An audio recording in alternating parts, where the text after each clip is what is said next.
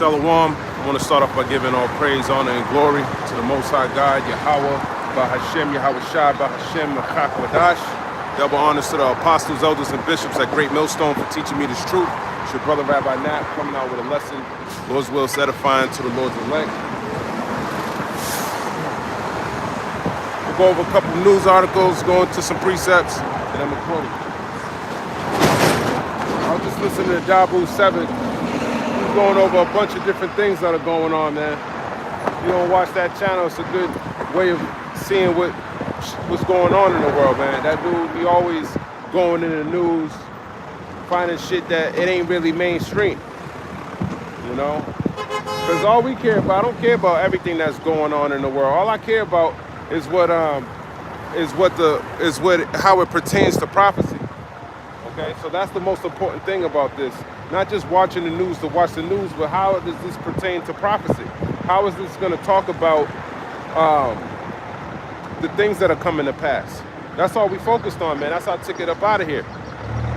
Okay, some people say, you know, you're doing too much, man. You know, you're going out too much, you know, prophesying too much and whatever. Oh, well, man. Scriptures tell you that you can never go far enough. Let's start there. You can never go far enough.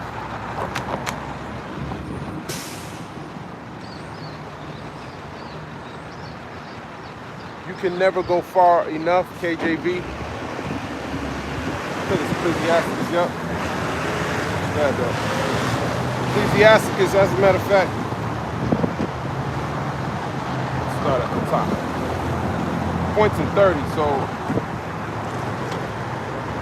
I forgot what that's about. I think it goes into let's see what that's going into.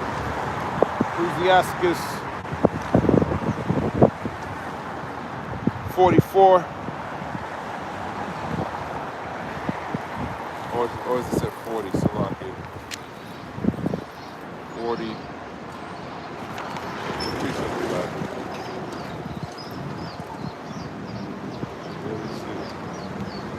43. Ecclesiasticus 43 and verse 30.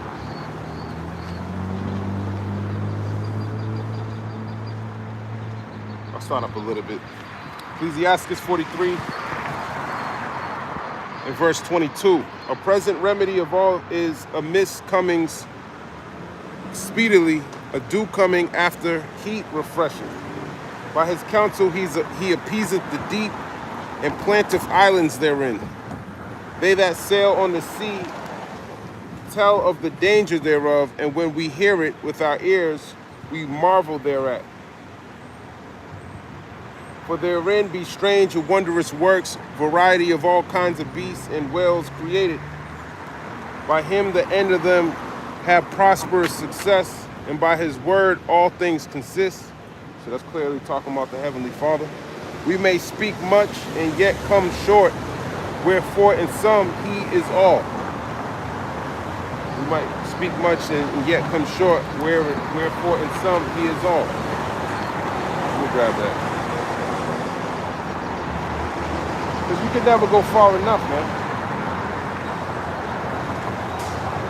His glory exceeds what you can even, you spend a lifetime every single day trying to glorify the Lord, man, and it's still not far enough, man.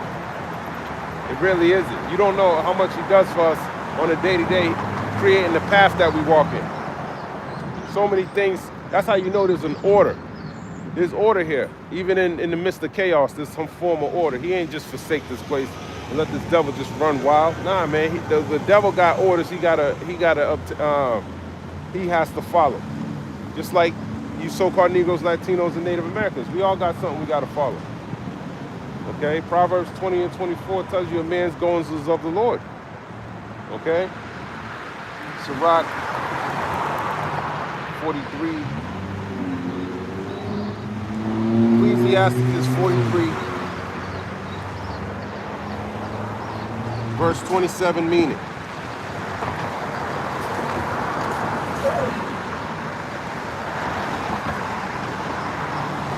It says, human words fall short The chapter magnifies God's creation, sun, moon, stars, wind, seas. After all the praise, the writer admits that no matter how much we speak, we fall short of fully describing the greatness of the Most High. And that's the problem, man. Of course we fall short of the greatness of the Most High. Okay, we don't have enough time to even do a video to speak upon his greatness. We attempt to do it because that's the least we can do. That's our reasonable service. Okay, to carve out time in your life to go glorify your power, man. That gave us the spirit to come out here. Okay? It says God is everything. The phrase in sum, he is all, points to God as the source, sustainer, and end of all things. Everything in creation reflects him, yet he himself is greater than all creation. That's right. The creator is greater than the creation, man. And he created Yahweh Shah. That's why he says he's greater than that. But a lot of people can't. They want that disorder. No, they're equal. So you going against the Lord, man. You ain't in alignment with what it says. You're not resonating. You want to throw off the vibration of the Lord, and you can't. You're throwing off your own vibration because nothing's going to throw off what the Lord said. Okay? Humility and worship. This verse emphasizes humility. Man's wisdom, speech, or praise will always be limited, but God's majesty is infinite. It reminds us that true reverence acknowledges our limits before him. That's right, man. So you can't boast. You can't boast, man. You can't be proud of this thing. No matter how much wisdom you have, man. A lot of people think, oh, I got a lot of knowledge. You know, I got a lot of views. I got a lot of subscribers. None of that shit matters, man. At the end of the day, you just like me. Dust and ashes. And if you think you're somebody that you're not, man, that means you're proud. That's all that means. And the Lord has a good way of humbling people like that. You ain't even got to do this. It's dirt and ashes you're talking to, man. Why is dirt and ashes so proud? They just be.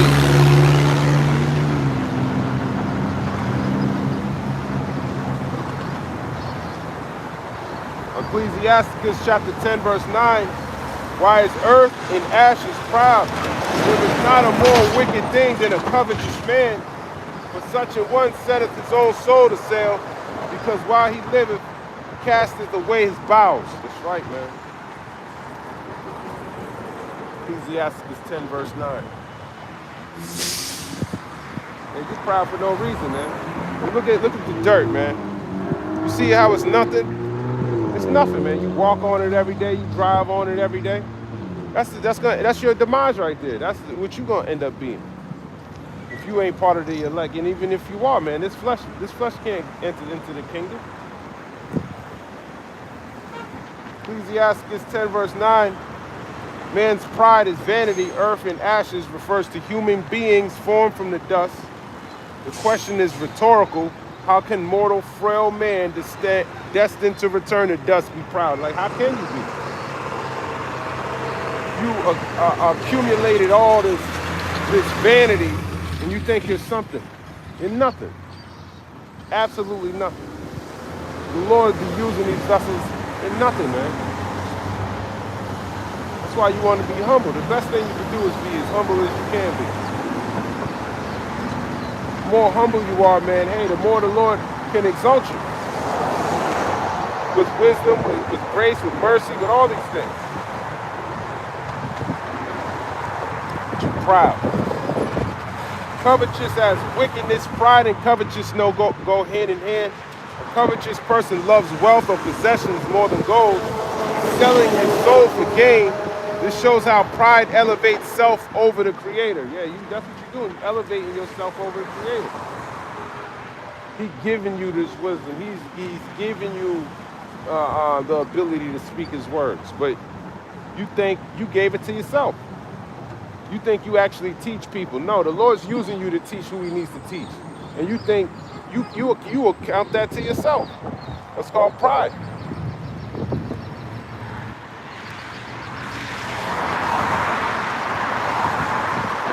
setteth his own soul to sell. This means he sells himself like merchandise, compromising his integrity, dignity, and ultimately his salvation for temporary gain. That's right, man. And you don't even do it for no real wealth, no real money. You do it for vainglory. So people could say, oh, clap their hands for you, man. That shit don't mean nothing. Supposed to teach others that be like these so they could go. You know how many people be on these YouTube platforms, man? It's millions of people, man. Some fucking Chinese Moabite might be scrolling through in fucking China, see your face. Now you got a view, and then he going off eating fucking abominations, man. This word ain't for everybody, man. It's for the elect of Israel. I'm not here to be validated by people on the tube, man. I don't give two shits about people in real life. You think I give two shits about people on a damn cell phone, man? Come on, man. Get your mind right, man. Get your mind right. I don't operate under man's precepts and men. I operate under the law, statutes, and commandments of Yahweh Bahashem Yahushua. I don't move like you man out there. Y'all move in vanity. Y'all move for this weird dumb shit, man. That shit is weak as shit, man. You still a party goer. You still go and ask for bitches numbers and shit like that, man. You're a weirdo, man. You still be fucking. You be doing all types of weird shit, man. You be trying to look nice and shit for what the hell you doing, man? To impress somebody, man. I'm not here to impress nobody. I'm here to impress the Lord. That's it. Yeah, that's the only one I care about. And he already said what he cares about. So that's what I'm aligned with. Not the precepts of men, how a man look at you and his view of you. Fuck your view of me. Okay? Earth and ashes, man. Casteth away his bowels. Bowels in scripture often represent the inner man, compassion, conscience, or life itself. A covetous man destroys his own inner being, losing peace and mercy for greed. That's right, your inner being. That's where the throne's at. That's where the Lord sits. Okay, you're the temple. You're not supposed to let somebody outside of this thing affect you, man. Lord already told you what he's doing. You standing firm with the Lord, you ain't got to worry about people in the world, man. People's opinions and shit like that. People's opinions shouldn't affect you if you're a man of the Lord. You shouldn't be affected by that, man. Now, rebuke is different. Somebody rebuke you, you got to understand between rebuke, mocking, and scoffing and shit like that. Sometimes rebuke may come in a form that's not so pleasant, you know? But a wise man is going to accept that. He can see, okay, I'm wrong. He can accept the chastisement of the Lord because he knows it's from the Lord. It's not really the vessel that he's using to bring forth the word. So you should be taking heed to that if you operate in the spirit of Yahweh Ba'ashem Yahushua. Rebuke is good. Rebuke is great, as a matter of fact. I would love to learn something new. That's what brothers are supposed to be out here doing. They're supposed to be building themselves up first before they go out here and teach like you the master teacher or something, man. No, go build yourself up first. Go learn the scriptures for yourself. And then go teach. That's how everything works, man. You don't just jump off the porch and think you're somebody in this thing, man. And if you do think that, it's because you're proud. You've always been proud. And you ain't knocked off that old man. That old man needs to get knocked off, man. You gotta kill that man. Every single day. I'm not the same person I was yesterday. Constantly changing into a new man. It's not a finished product, but it's the consistency of changing into that image of Yahushua. It's not easy, man. Especially putting off this world, man. People got shit to do. People got food to put on the table, kids to feed, women to please, things of this world. I see you, man. I see you. You know? But it tells you in Ecclesiastes, the 39th chapter, that you're going to be occupied in prophecy. All right? Let me finish this. Ecclesiastes 43, the verse 28, how shall we be able to magnify him, for he is great above all his works? So how are we going to be able to magnify the Lord who is great above his works, man? That's what he's asking. The Lord is terrible and very great and marvelous in his power. That's right. We try to show you the duality of the Lord. Just as great as his judgments are, so is his mercy. That's how we try to show you how great he is. And then his judgments get even worse and worse and worse. And we know the judgment, how ugly that's going to be. You know, Second Esdras tells you saying, woe is me. Habakkuk said he's going to praise him and rejoice no matter what happens as this world be destroyed. I just want to know, how am I going to be saved in that time? So clearly there's a vision, there's a time and a place where all this destruction and wrath's going to come to show how great his wrath is. And then on the other side of that, the salvation for his elect. So that's the duality of the Lord that he's going to show you both. And on both spectrum, on both sides of the spectrum, it's marvelous and great. You don't want to be in the middle. You want to be all the way on this side, on the right side. All the way.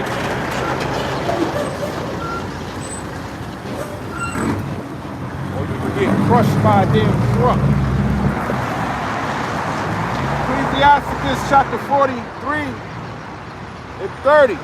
When you glorify the Lord, exalt him as much as you can, for even yet will he far exceed. And when ye exalt him, put forth all your strength, and be not weary, for ye can never go far enough. That's right, be not weary. Weary means tired. Nah, I don't want, I'm too tired to go. Okay. You can never go far enough, man. So even if you go out every single day for your whole life, you couldn't even go far enough even then. But that doesn't necessarily mean the opposite, don't go out at all. No, man. He understands your heart, man. You know, King David was somebody who sought the Lord. Let's look at that precept.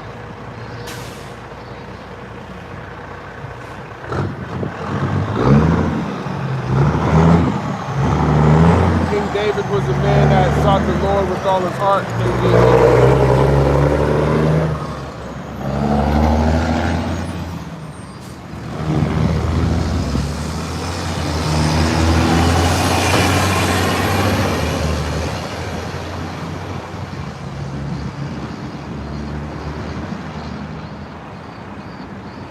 First Samuel chapter 13.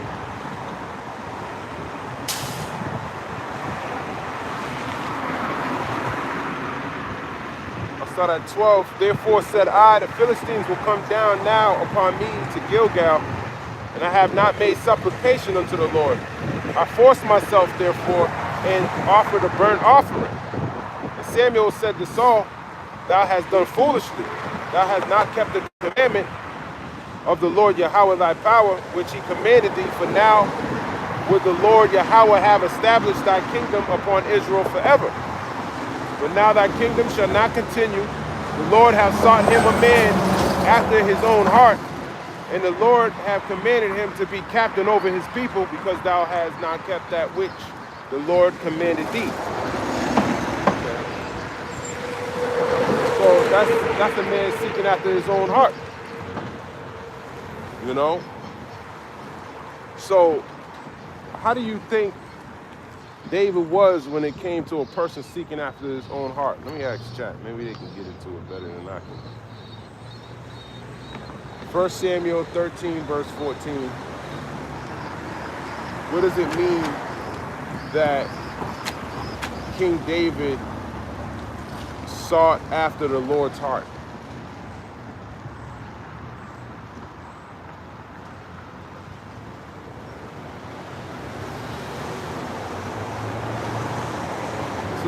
This phrase doesn't mean David was perfect. He sinned greatly with Bathsheba. Instead, it means David desired what God desired.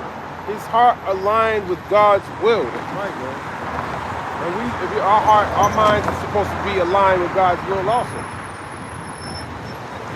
And what you don't understand, you might think, all right, this might seem evil. Some shit, when you don't have the full wisdom, you're gonna feel like it's evil. Stoning somebody to death. You know, Deuteronomy, the 22nd chapter. I wasn't in the truth around when brothers were going through that, but people were offended by what the scriptures say. And the word can offend you. That's what it's supposed to do. It's supposed to cut you. Okay? But he tells you in Isaiah, the 55th chapter, that he don't think like you think. Okay? So your mind need to be aligned with his. His mind don't got to be aligned with yours. His way is righteous. Your way is wicked. Your mind is wicked and deceitful above all things. And who can know it? The Lord knows it. And you should be aligning yourself with his will. If he wants to put a bitch to death and not screaming out as she's getting raped, hey, that's righteous. Okay? It's righteous. And if you don't want to scream while your ass is getting raped and your ass get put to death, that's righteous too. If you got a nation over you that's constantly oppressing you, doing whatever the hell they want you to do with you, and you're okay with that, you should die. That's righteous. A grievous death, publicly, so we all can see it. The people who are watching, we need to see your public execution. It's doing judgment every single day. But you stand for righteousness, and you speak against it, and you keep the law, statutes, and commandments to the best of your ability, and you should live, man. I agree with that. The Lord should have mercy on a person like that. I agree with him on that. That's striving for righteousness in a world that's fully corrupt. In a world where they say they put good for evil and evil for good. Sweet for bitter and bitter for sweet. It holds more weight when you do it in a wicked, corrupt world. When you can stand up for righteousness. It holds way more weight. Now doing it in Jerusalem, it also holds weight. You know? When we knew who we were and things like that, but we were still going off because we weren't accepting Yahweh Shai. You were trying to keep the law by the letter, and you were going off then too, so there's a balance to it all, man. You gotta accept Yahweh Shai. He's the example.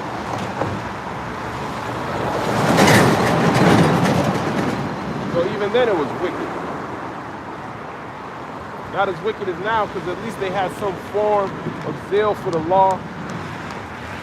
They understand who their forefathers were during the Maccabean period.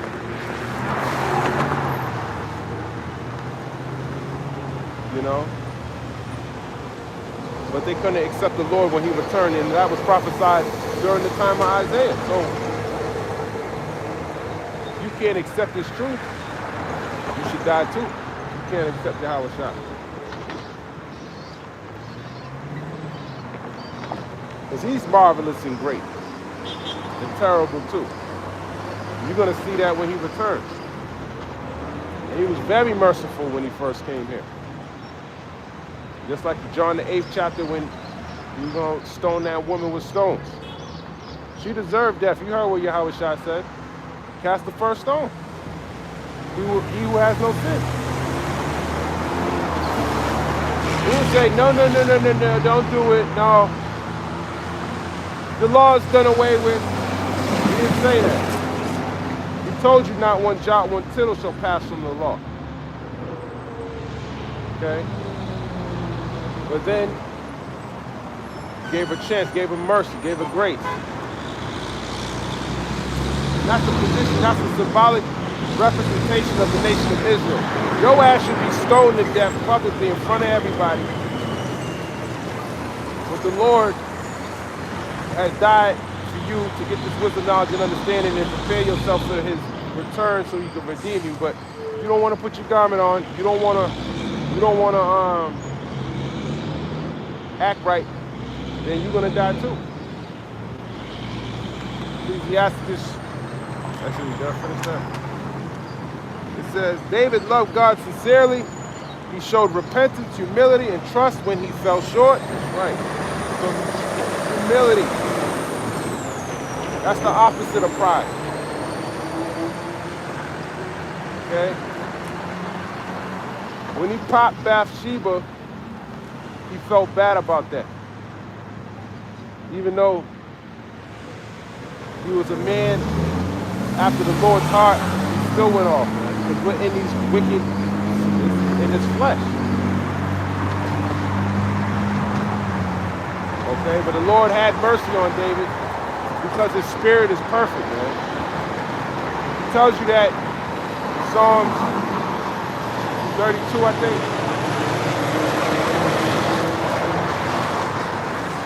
And David wrote that, I believe. Let me see. Because it applies to him perfectly.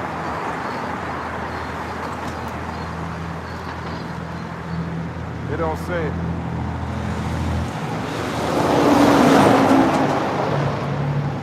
Let me see if Google knows who wrote Psalm 32.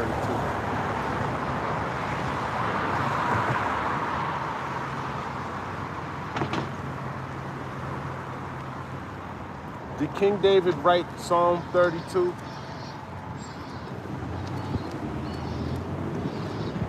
Yes, it is traditionally believed that King David wrote Psalm 32 as indicated by its superscription, a mystical of David. The psalm themes of sin, confession, and joy of forgiveness, inconsistent with the account of David's sin with Bathsheba and the subsequent confrontation by the prophet Nathan in the biblical books of Samuel. Yeah, but it doesn't say a mystical of David. The title of the Psalm of David, a mystical, is a key piece of evidence. Where does it say that? It doesn't say that. He wrote many of the songs. But it doesn't say that in my Bible, maybe in a different Bible. It typically says it at the top somewhere. You know, you go to Psalm 73, it'll tell you Psalm of Asaph or whatever. But it doesn't say it in my Bible. But it says it's traditionally thought of to be. I mean, it matches up with Bathsheba. That's what I thought when I Psalm 32 and 1. Blessed is he whose transgression is forgiven, whose sin is covered.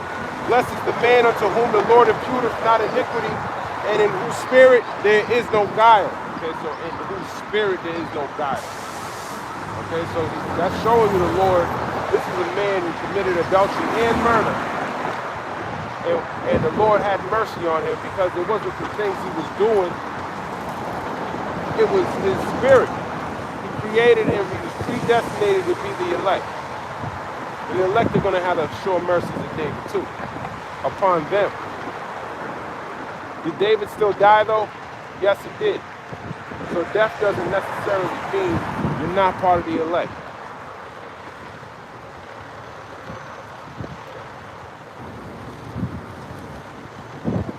Okay, this is a man after the Lord's heart, contrite spirit. You know, someone who's remorseful for the things he's done in the body and in the flesh. You gotta be remorseful, man. But pride will blind you from the sins you've committed in this life, man. All wicked. Okay? As a matter of fact, what's that precept?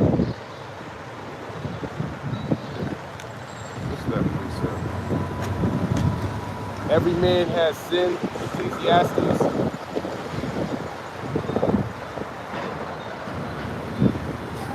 think it's 7.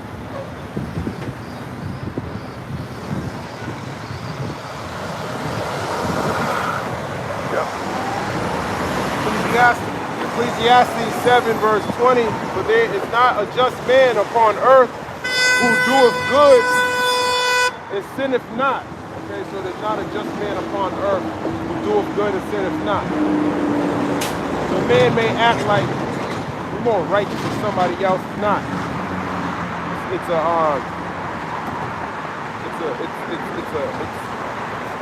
That's that outward appearance. That the Lord he don't fuck with the outward appearance. A lot of men do. That's why they're deceived by things like that. They look at the outward appearance of somebody and they pass the judgment on them. Okay? So that's why we got to thank the Lord that the Lord ain't raised men up like that in this time to be judges over Israel. They don't have the right capability to cast judgment. They can't see within the spirit. Okay? So we got to thank the Lord for that. Let Israel rule right now, man. Shit. Even the men that know all the precepts, put them on the top, man. This world will be way worse than Esau ever could make it. That's why we need to be changed.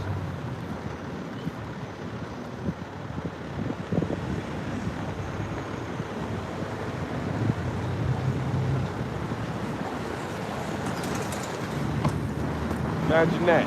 Put Esau down and put Israel all the way on the top.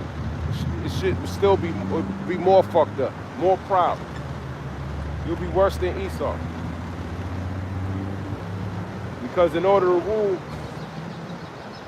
first of all, you got to master yourself. It starts with you. That's the person you need to be mastering, man. That's the person you need to be checking. That's the person you need to be pointing the finger at. The time you spend pointing the finger and looking at something else is time taken away from you pointing at the finger yourself. You can't find out what's wrong with you. The Lord probably just ain't dealing with you, honestly. You ain't fixing that man. If you think that man's done and you can go and check everybody else something, you the demon. You're a demon. That's that pride demon. You can't even see yourself anymore in the mirror. You get so far in the character that you forget that the Lord sees through all that bullshit. Nothing but dirt and ashes, man.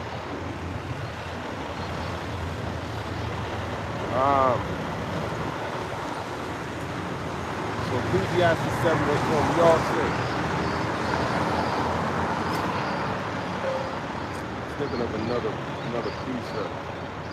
I think it's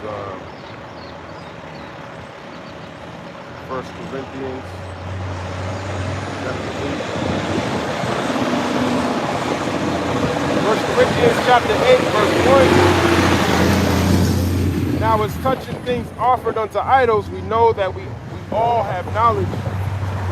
Knowledge puffeth up, charity edifies. Right, man. Knowledge puffs you up. Some people rely on, I've been in this fucking 10 fucking years. So what? What have you learned, man, about yourself? What have you changed about yourself?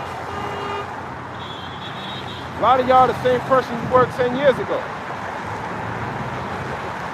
The person who just came into the truth. And never put off that old man. Still that old man. Still a drunk. A lot of Israelites are a bunch of drunkards, man. Y'all fucking drink too damn much, man. Drinking all the damn time. You're drunk. Come to the altar drunk. Get lined up, and then you point the finger. You get high and come to the altar. You don't think the Lord don't see you. You're supposed to come out here with a pure heart. Just like it tells you in 1 Timothy.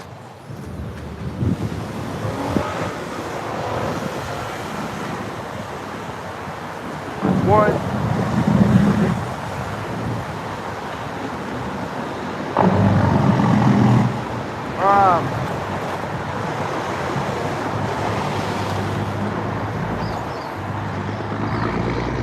I'll start at the top of points in verse 5. This is Paul, an apostle of Yahushua HaMashiach, by the commandment of our power, our Savior, and Lord Yahushua HaMashiach, which is our hope.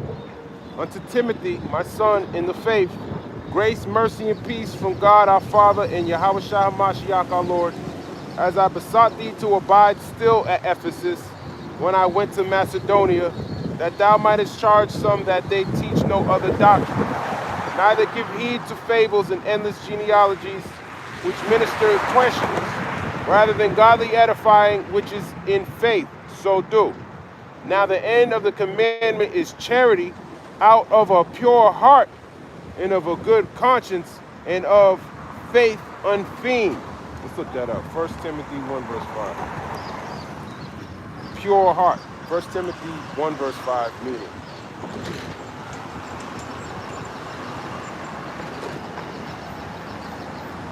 It says the end of the commandment. End here means goal or purpose. Paul is explaining that the ultimate aim of God's instruction isn't empty debates about the law, but producing love and holiness in the believer. Okay? Love and holiness in the believer. Okay? Not debating and all that dumb shit.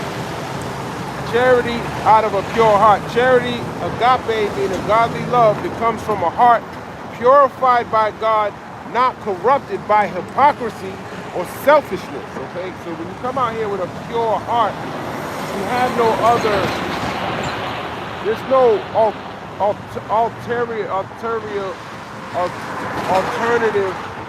ulterior, something like that,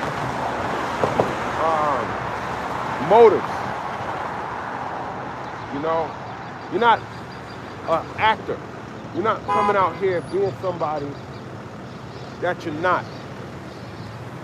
You're not putting on a show for likes and dancing and shit. Okay? If you are doing that, if you're doing something like that, you're a reprobate. You're an idiot. Okay? You're void of judgment. Okay? So when you have a pure heart, it's because you truly love the Lord, you're after the Lord's heart, you're learning and you're teaching what the Lord shows you, what the Lord has given you, what the Lord has increased you to.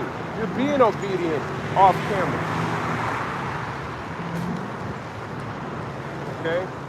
You're not acting, it's not a performance. You know, the scriptures tell you, 1 Corinthians 4:9, that, let me grab it. I can barely quote it, I just know where it's at. 1 Corinthians 4 verse 9, for I think that God has set forth us, the apostles last, as it were, appointed to death, for we are made a spectacle unto the world, and to angels and to men. So yeah, you go into spectacle, means theater, which means a public show. Yes, it's a public show. We are somewhat putting on a performance. You're supposed to be laughed at, gazed at, scoffed at, spit at, shot at, stabbed at, whatever. You know? But that's all to glorify the Lord with a pure heart. Because all these things can happen, but the Lord's defending us when we up here. Okay, we trusted in the Lord. We're gonna be a spectacle. But that doesn't mean you actually come out here with the mindset of being an actor. No, that's not being a pure heart. Because you don't get attention at home from your girlfriend, so you won't come out here on the highways and hedges and try to get the attention that you lack from your woman from the nation of Israel. The Lord ain't fucking with nobody like that. He ain't fucking with nobody like that. You can't think of the precept where it tells you about a deacon. The deacon's supposed to have his house in order. Most importantly is you. Your tabernacle. The demons you deal with on the day-to-day, that needs to be in order. You need to fortify yourself, man. Instead of coming out here and projecting your demons on the other people. We don't want to hear that shit. Now go fight your battles, then come out here, man. Go get your mind right, man. Go get some therapy. Some of you brothers need therapy, man. We need to go talk to somebody. Sit down, set up an appointment. Some brothers don't got the real advice you're looking for, man. You gotta, some of you need professional help. Okay? Some of you do, man. You're misdiagnosing your issues, man. You're medicating yourself with the bottle, man. It's not, it ain't good. You can't serve the Lord from the grave, man. Get those issues fixed. AAA, go AA, whatever the hell, Alcohol Anonymous. Go sit in the class. They probably got good information you can learn about how alcohol destroys your vessel. How it gives you cancer in your liver. How it raises your blood pressure. How it destroys you. Even though the scriptures talk about wine is good. Wine is good. But the wine you get from the liquor store ain't the same wine that the scripture's talking about. They knew how to preserve wine. They put preservatives in your wine. There's a difference. You ain't drinking it fresh blood of the grape. That's not what you're doing. You're drinking a defiled version of it. And you love it.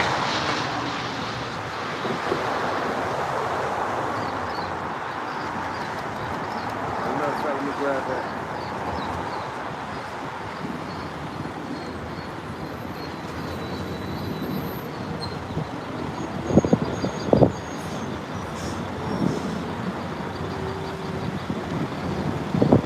Deuteronomy 32.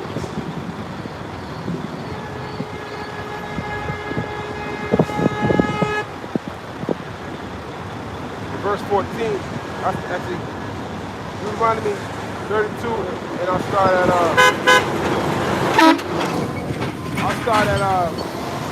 12. So the Lord Yahweh alone did lead him. There was no strange God with him, talking about Jacob. He made him ride on high places of the earth, that he might eat the increase of the fields. And he made him to suck honey out of the rock, and oil out of the flinty rock, butter of kine and milk of sheep, fat of lambs and rams of the breed of Bashan, and goats with the fat of kidneys of wheat. And thou didst drink the pure blood of the grape. When Jeshurun waxed fat and kicked, thou art waxing fat, thou art grown thick, thou art covered with fatness. Then he forsook God which made him, and lightly esteemed the rock of his salvation. So there was a time we were drinking the pure blood of the grape. That probably had all types of benefits too. That's drinking something that benefits you, man. You get fucked up. Then they probably all had other antioxidants and shit.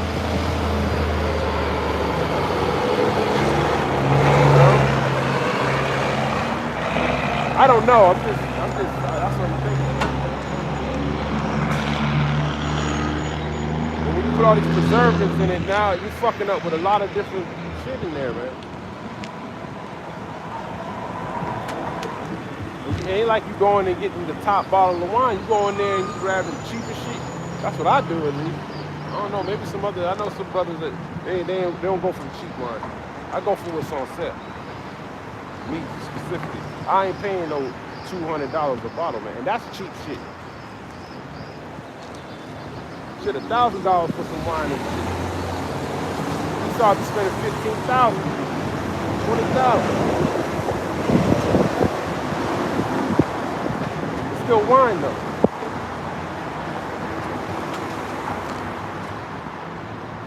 Okay. But let's get back to 1 Timothy 1. It says, charity out of a pure heart. Charity is agape, godly love. It comes from a heart purified by God, not corrupted by hypocrisy or selfishness. Okay, you're not coming out here hypocritically, not doing the things you're teaching first and foremost. Okay? Some brothers don't even break the scriptures down properly. I mean, we all make mistakes. If you still breaking down Isaiah 14:01, you still think the strangers are talking about these other nations, something's fucking wrong with you, man. That's an amateur mistake, man. How many times does Apostle Sahar got to tell you that's not what that's talking about? Clearly, you must be listening to Wi-Fi or some other group, man. Don't get me wrong, I probably got plenty of things I messed up on, man. But I don't mess up on that. He does videos on that probably all the time, man. I see him doing videos on that all the time, and he's still hearing people say that. That's not what that means. But yet people are proud.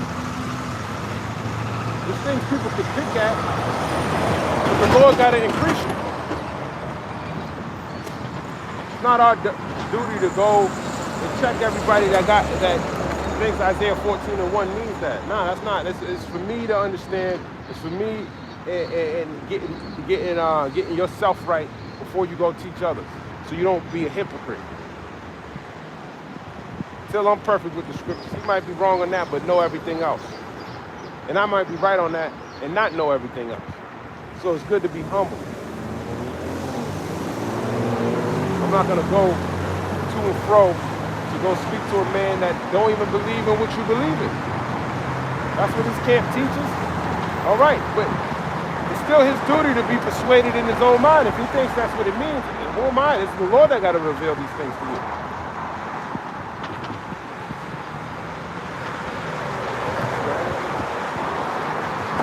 There's a lot of Officer Jacobs out there that think they can. Nah, it don't work like that. It's like a clay, you molding it. The Lord's working with people, but not everyone gets to the knowledge first. They might have to go through one of these other camps before they come into the doctrine of great that from the Lord on down through Great Millstone. Okay, because this doctrine belongs to the Lord, man. Okay. Sometimes maybe the Lord's pulling them in one direction to bring them somewhere else, because you got to be persuaded in your own mind.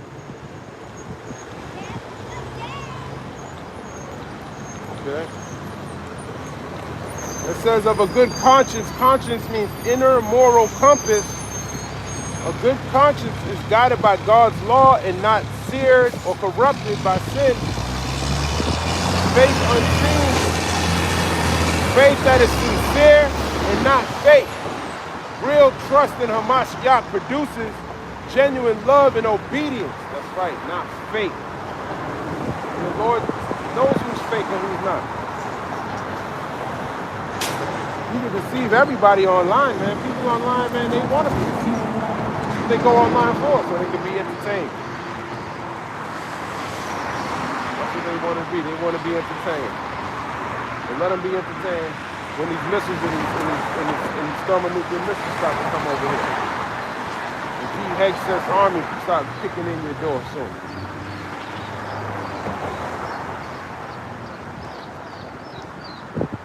Contrast with false teachers in the surrounding verses, Paul warns about those who turn aside to meaningless talk and arguments. The true purpose of God's word is transformed lives, not vain speculation.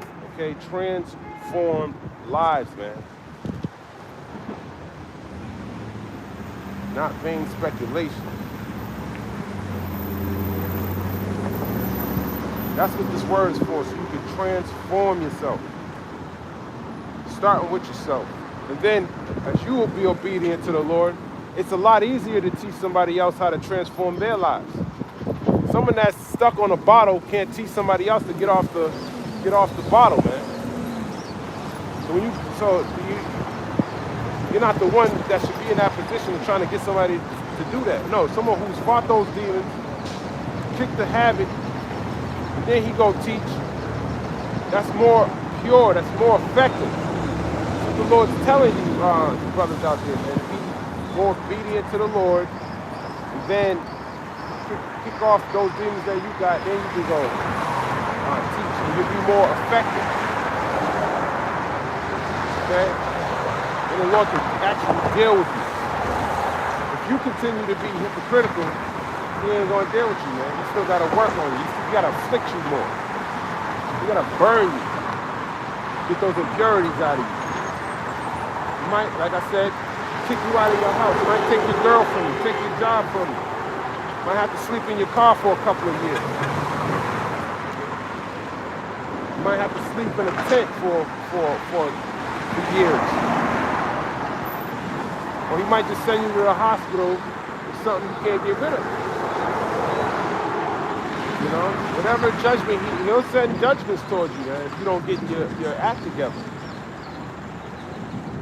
That's what's coming. That's what the chastisement of the Lord is. You want him breaking your neck, crashing your car. You know, hurting you in any form of fashion. It's better for you to lose your eye or hand or foot and enter into the kingdom than it is to have that and not enter in. So you can literally take something off of you. You might lose a whole leg before you humble yourself down and realize, shit, man, I ain't nothing. I gotta get my act together. I need to get my heart in order. I need to stop caring about all these extra influences I got around me that are influencing the way I think. Make sure I'm focused on the Lord. You can't be like that if you're seeking validation from everybody. You can't be like that if you're hypocritical. You do shit for views. You talk shit to people and cause strife so people can watch you, so you can feel validated and validate your ego. That's not what this word is for, man.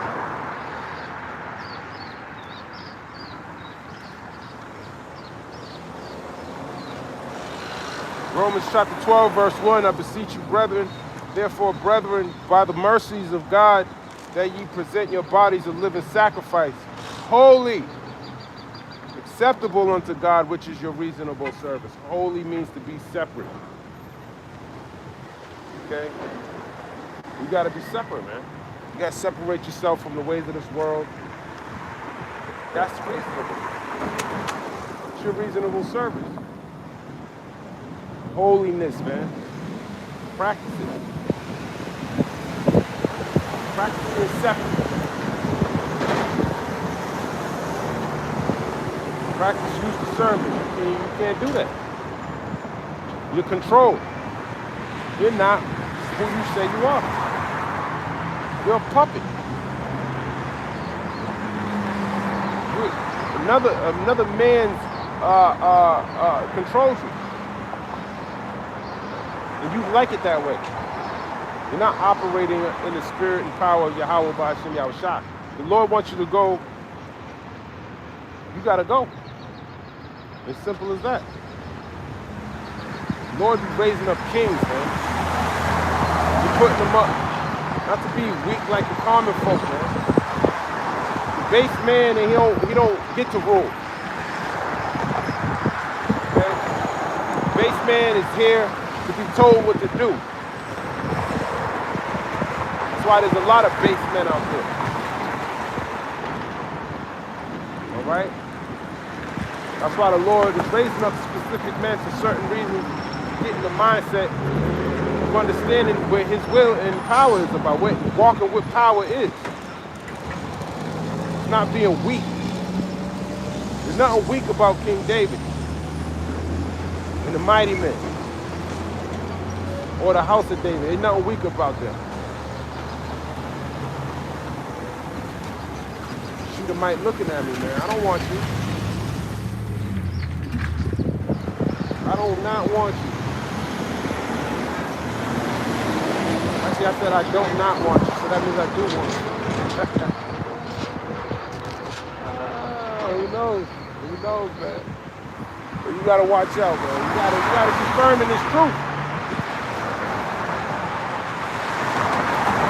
Romans 12:2, and be not conformed to this world, but be ye transformed by the renewing of your mind, that ye may prove what is that good and acceptable and perfect will of God. That's what you need to be transformed in the renewing of your mind.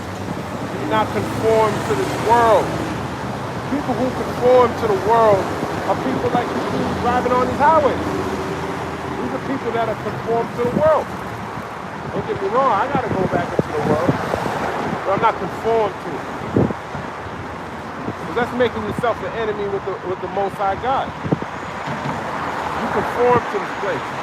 This place got influences over you. It got you doing everything except glorifying the Lord. You can't go far enough, but you can't even go enough at all. Okay? And there's no excuse. There's no excuse in this world you can give the Lord. Lord, I had to work a double shift for 15 years. I couldn't serve you like that. You think you're going to destroy your ass. Bring them hither and slay them before me. Okay? And I hope the Lord gives me the ability to just take you off out of there, man. I hope I'm part of, I'd rather be on that side of the sword than getting your head chopped for being conformed to this world. You didn't want to rule over you. You wanted Esau to rule over you. Okay? Ecclesiastes chapter 9.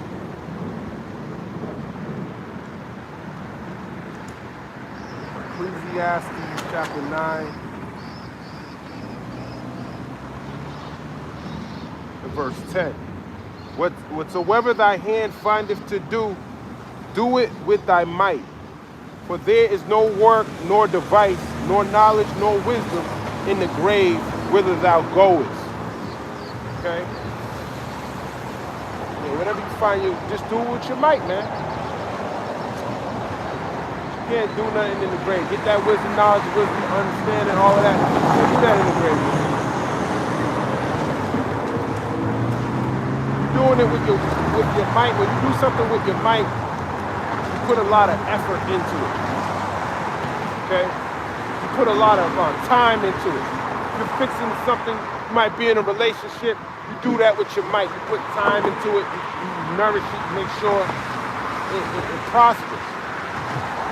Same thing with this work. You do the same thing in this ministry.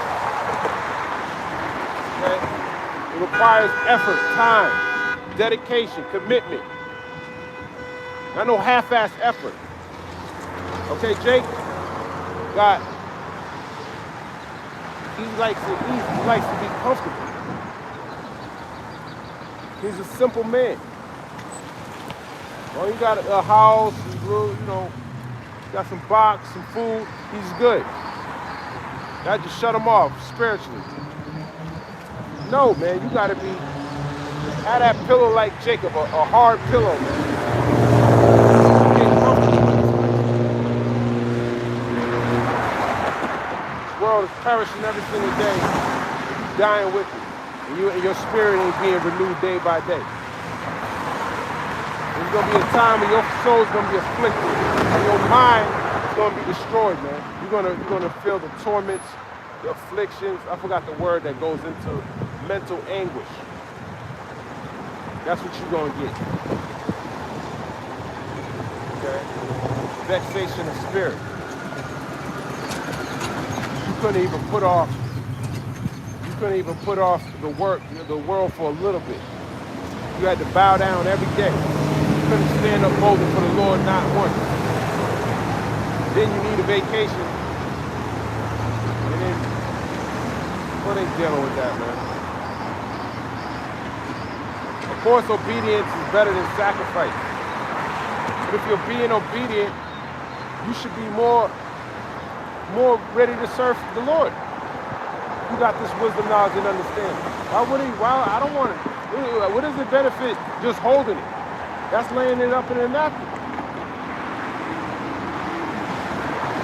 There's someone else that needs the word more so than you already got it.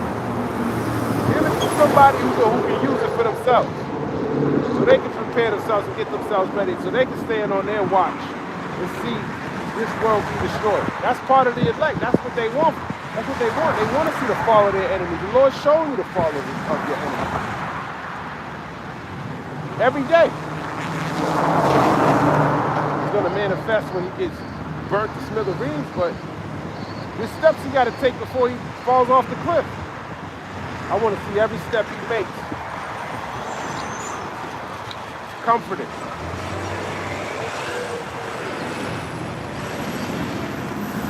Ecclesiastes 9 and verse 10, whatsoever thy hand findeth to do, do it with thy might, for there is no work, nor device, nor knowledge, nor wisdom in the grave, whither thou goest. Ecclesiastes 9 verse 10 meaning.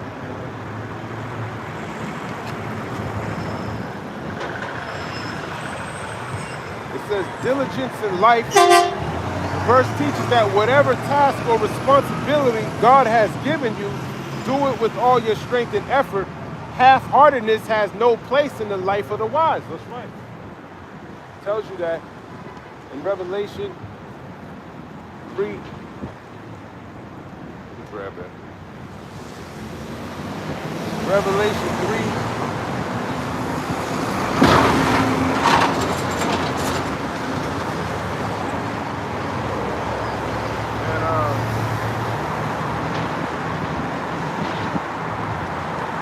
At 14, and unto the angel of the church of the Laodiceans write, these things saith the Amen, the fearful and true witness, the beginning of the creation of God, which is Yahweh Shai. I know thy works, that thou art neither cold nor hot. I would thou wert cold or hot. Yeah, that's right. I'd rather thou wert cold or hot. Choose one. One. Okay? Either cold or hot.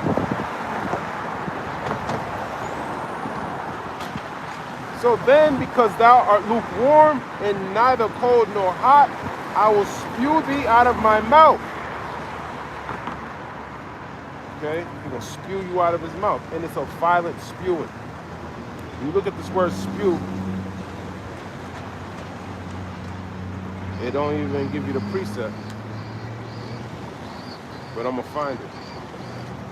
When the Lord spewed Israel out of the land, KJV.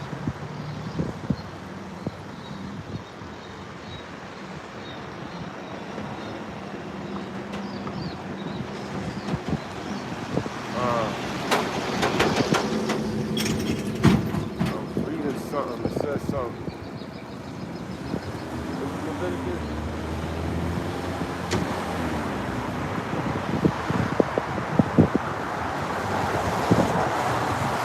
Leviticus 18 and 28, that the land spew not you out also when ye defile it, as it spewed out the nations that were before you. Okay? How did the Lord spew out Israel out of the land? He sent nations to go violently destroy and kill them. Okay?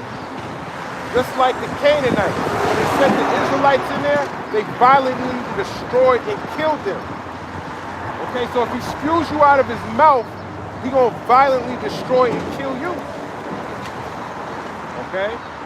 So you don't want to be spewed out of the mouth of the Lord. For being cold or hot. Not being cold and not being hot.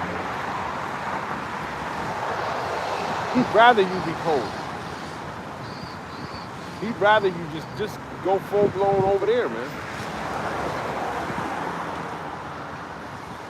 And that embodies everything, man. Not just coming out all the time. It don't mean that.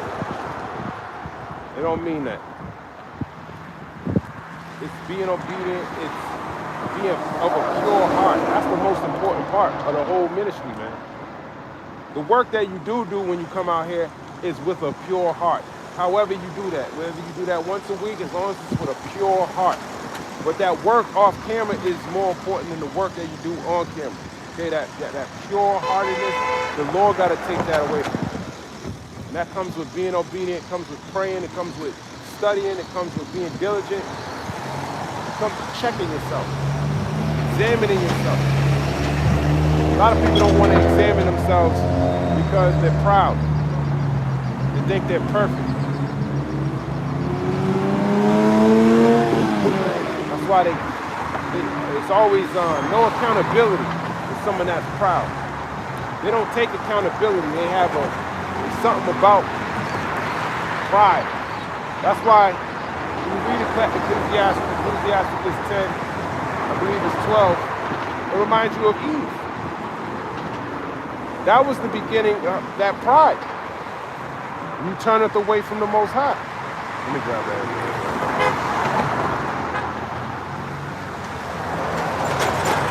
Looks like a woman.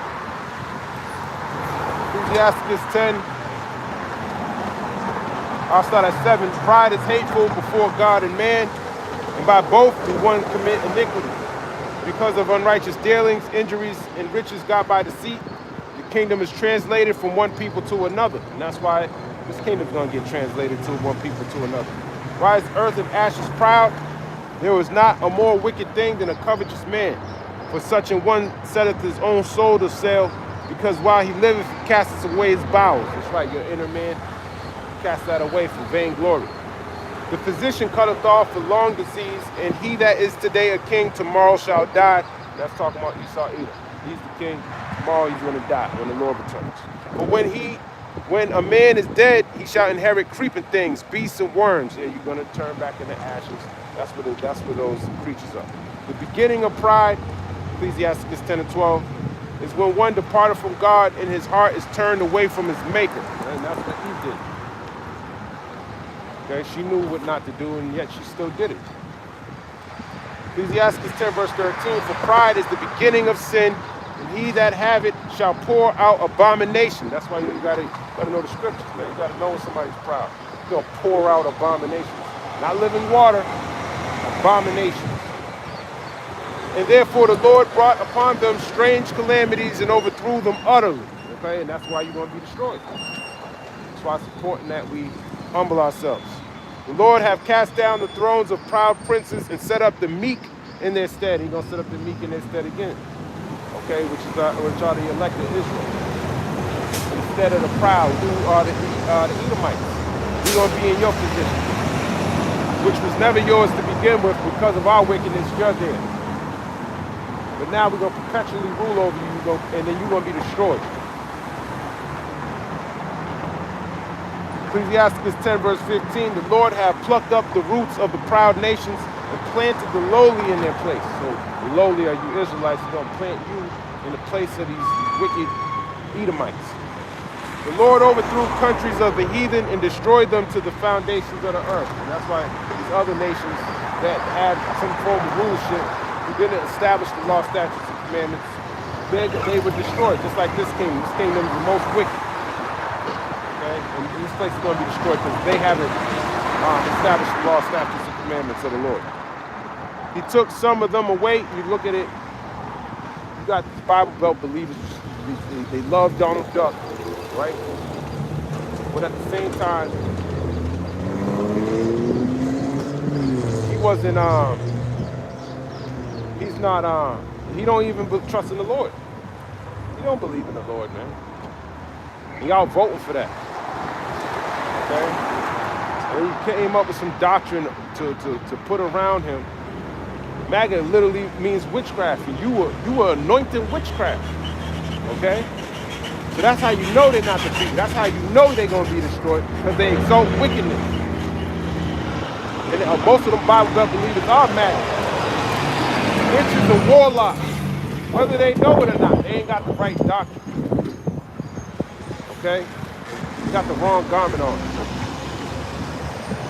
Ecclesiastes 10, verse 17, he took some of them away and destroyed them and have made their memorial to cease from the earth. And that's what's going to happen in Esau's kingdom. The memorial is going to cease from, because he's going to be destroyed. All his statues and all of that is going to be destroyed. All right? Ecclesiastes chapter 9 and verse 11, I returned and saw under the sun that the race is not to the swift, nor the battle to the strong, neither yet bread to the wise, nor yet riches to men of understanding, nor yet favor to men of skill, but time and chance happeneth to them all. some people, we're going to bring that out, some people use Ecclesiastes 9:11 to say the race is not to the swift. Coming out here more than once a week doesn't mean you're trying to be swift to make it to salvation quicker. There's no possible way for that to happen. The things have to play out. If you think I'm doing that, you out of your damn mind, man. No, I understand Isaiah 33:6, man. This wisdom and knowledge is going to be the stability of your time. Somewhere, how you going to know if you ain't testing it out? Where the doctrine, when you're weak at in the doctrine. You got to test these things. You got to see what you truly believe. You got to look into the things you don't know. I'll go in the chat. I'll go into Google. I'll go ask a question on the comment board. I'm not ashamed to do none of that. If you don't want to answer, it's okay. There's brothers, I ask them questions. They don't even answer the question. You know? Or maybe they're busy with a bunch of other questions. Who knows? But you try. The Lord sees it. Maybe it's not your time. Maybe, you know, sometimes, and then next thing you know, a video pops up. Someone do a lesson right what you're talking about. You know? Sometimes you got to be patient. You know? It is what it is.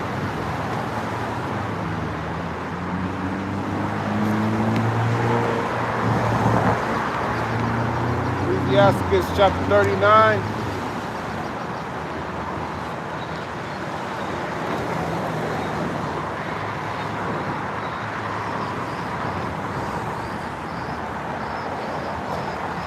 As a matter of fact, Ecclesiastes 38.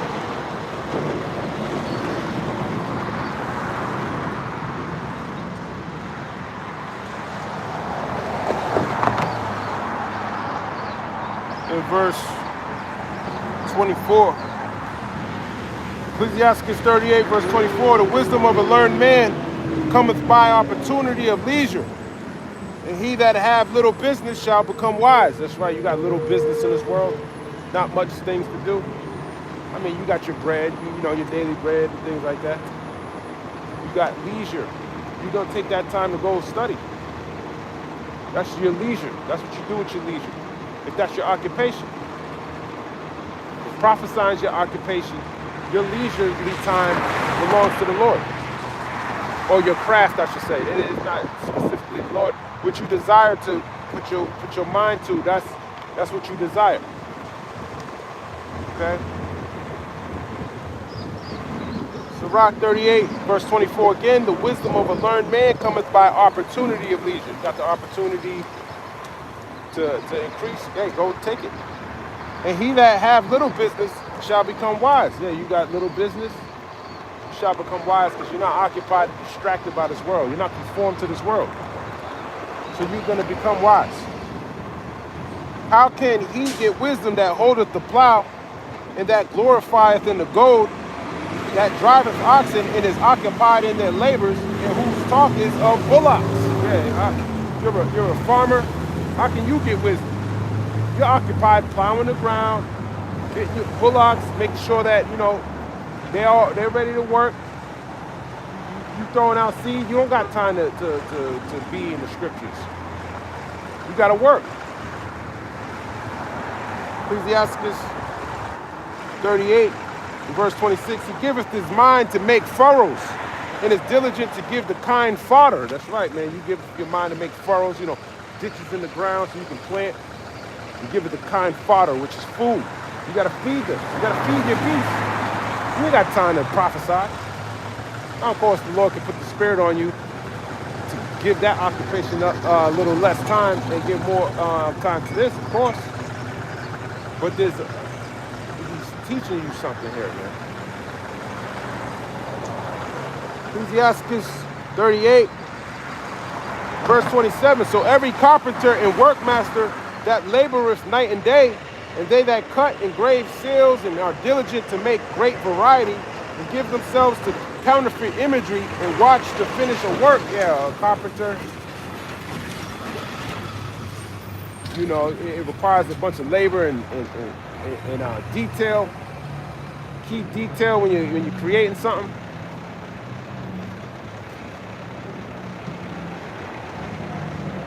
To make a finished work, it says. You might have to, after you're done with it, you gotta You gotta put some paint over it and do all this other shit to it. It requires a lot of work. Ecclesiasticus 38 verse 28. The smith also sitting by the anvil and considering the iron work, the vapor of the fire wasteth his flesh. He fighteth with the heat of the furnace.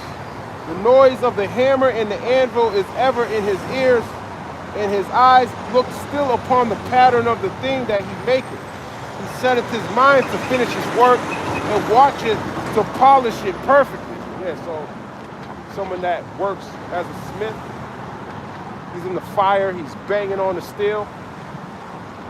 Or the modern day smith is the one who created the thermonuclear missile. He had to write equations on a board. He had to really meditate on things. He had to do tests. He had to dedicate a lot of time in order to produce that thermonuclear missile. He had to split atoms. He even has a quote in Psalms, the 19th chapter. I forgot his name though. But if he knew better, he would have done better. But he's Esau. He's an Edomite. Ecclesiasticus 38, verse 29. So doth the potter sitting at his work and turning the wheel about with his feet, who is always carefully set as his work and maketh all his work by number. Yeah, potter. You know, you sit down, he's turning the wheel, he's molding something to sell. That's a lot of work. You gotta wait for it to dry. Then after it dries, you gotta heat it up, make sure it gets hardened. Then he might go over it again with something else. You might have to carve some shit to it. It can get very detailed. These potters, there's a lot of work being a potter. As we can see with the Lord. We're likened unto the clay. Pot made for honor. And it requires a lot of work. Some of us require more work than others. Some of us actually need to go to AA meetings and get some professional mental guidance.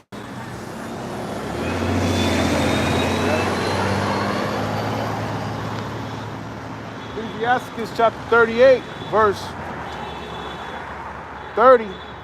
He fashioneth the clay with his arm and boweth down his strength before his feet.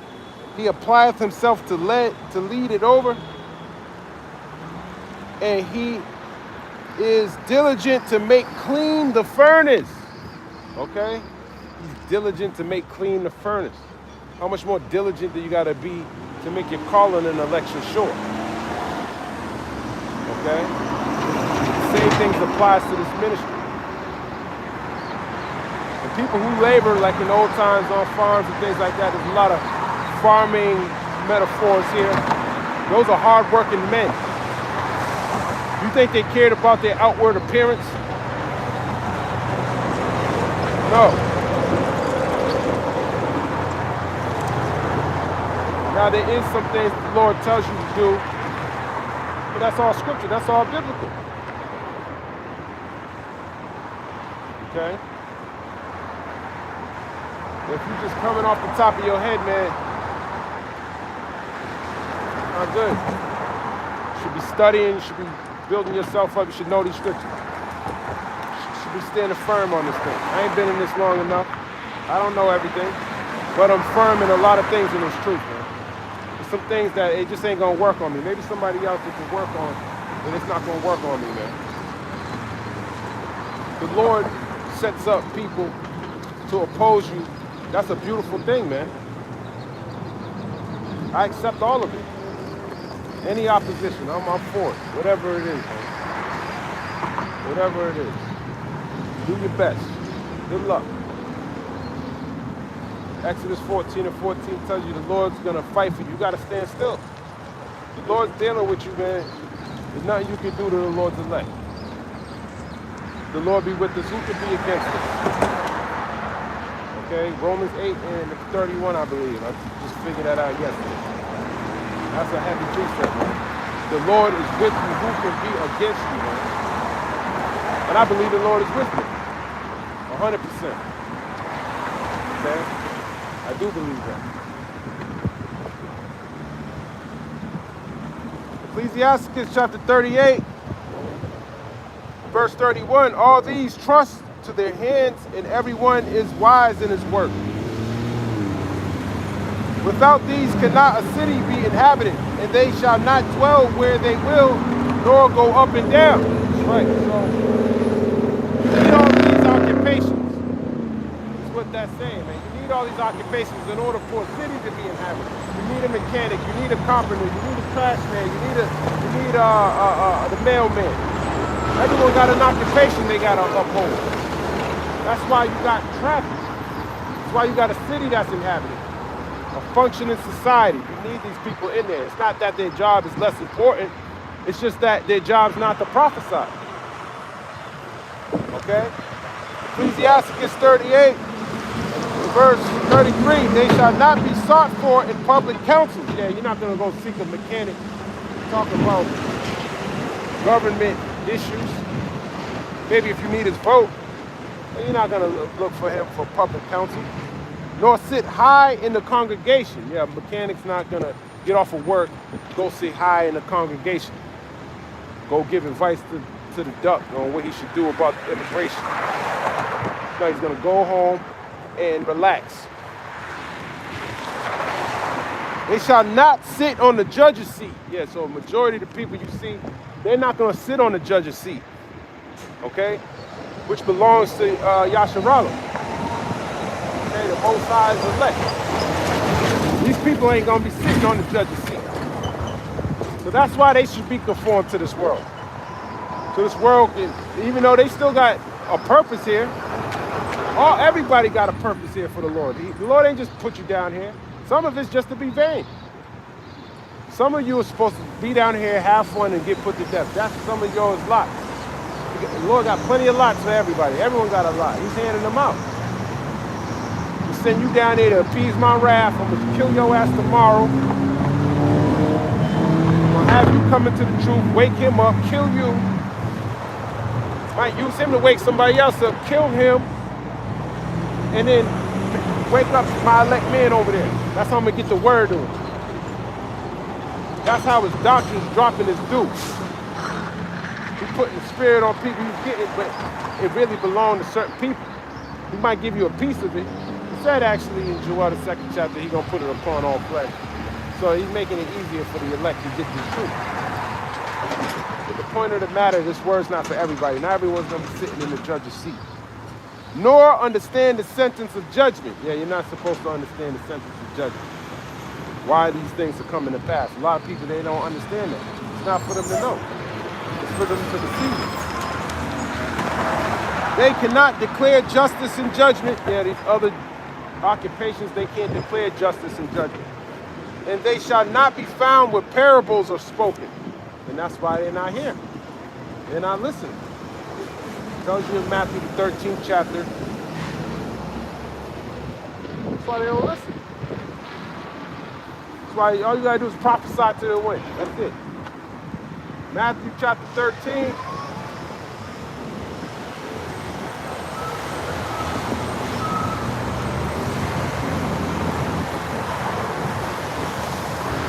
Matthew 13 and verse number 10.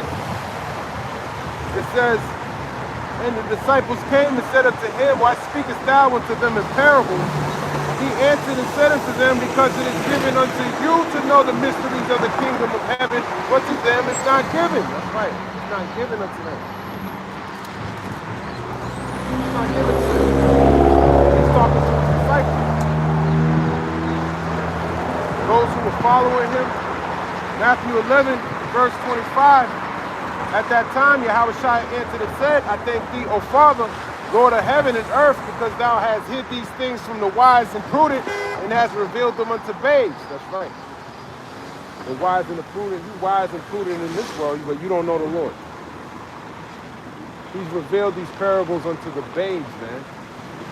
Ultimately, those of the sincere hearts, those who have a pure heart. Okay, ultimately it's talking about the elect, but when you consider a baby, you don't know nothing about this world. It's sincere, it's pure, undefiled. tells you that wisdom doesn't dwell in a malicious soul. Okay? By reason of its pureness, pure and pure, that's what it's the pureness of the word. It needs to resonate in a pure vessel. So you can know the things, but you're not going to really operate in the wisdom if you're not pure. That's why it's important to have a pure heart. Ecclesiastes 38 and 34. But they will maintain the state of the world and all their desires in the work of their craft. Yeah, they'll maintain the state of the world. We're cussing this world out. We're here to maintain the state of the world, man. Overall, your works benefit the world. Okay? That's what you're here to do. To maintain the state of the world. We're going to see this place prophesied be destroyed. So we got to work twice as hard as you who works twice as hard for Esau. The Lord sees that. I see it, so I know the Lord sees it.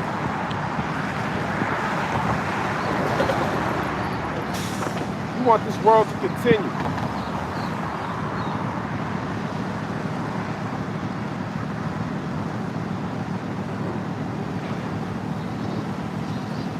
Jeremiah 28, verse 7. Nevertheless, hear thou now this word that I speak in thine ears and in the ears of all the people.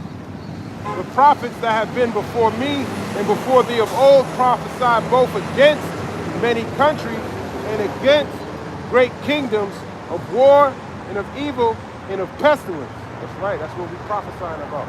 War, evil, and pestilence. The more we prophesy about it, the more it manifests, the more you get closer to being destroyed. Okay? Ecclesiastes chapter 39 and verse 1. But he that giveth his mind to the law of the Most High and is occupied in the meditation thereof will seek out the wisdom of all the ancient and be occupied in prophecy. And that's the point, man. Everybody else got an occupation, but he that seeketh the wisdom of the Most High shall be meditating on the law, be occupied in prophecy. Okay? But I'm going to end it right there. Lord's will, this was edifying. All praise, honor, and glory to the Most High God, Yahweh, Bahashem, Yahweh Shai, Bahashem, Rakak, Wadash. Shalom, Abba Babal, Kwam Yasharala. The water for the precepts, Malak, Shalom.